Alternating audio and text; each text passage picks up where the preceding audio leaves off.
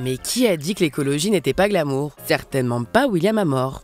Bienvenue dans son jardin éternel, là où les fleurs poussent, où on ne les attend pas. Je suis William Amor, je suis artiste plasticien. Je me présente comme ennoblisseur de matières délaissées.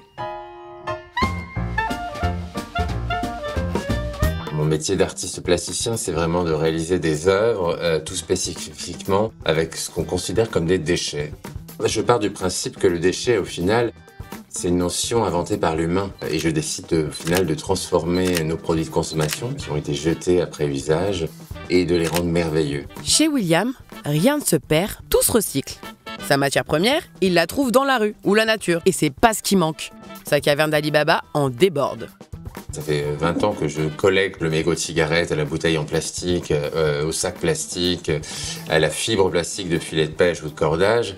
Mais ensuite, tous les autres déchets, c'est-à-dire que du papier au carton, au textile, aux déchets organiques. Moi, je n'y vois que de la texture, de la matière. C'est en observant un sac plastique dans la rue que sa démarche a commencé.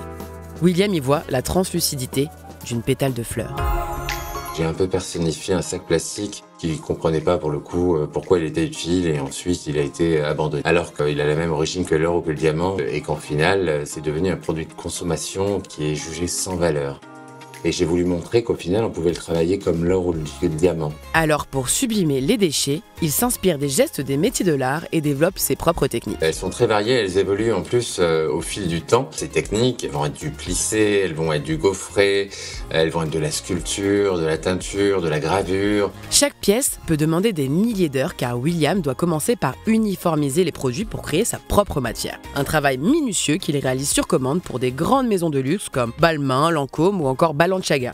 Une revanche pour ces déchets destinés à la poubelle. J'ai réussi à redonner de la préciosité et au final qu'il ait le même éclat que l'or ou le diamant. Par ses œuvres, William transforme l'indifférence en émerveillement et nous invite à regarder le monde autrement pour trouver la beauté là où nous l'avions oublié.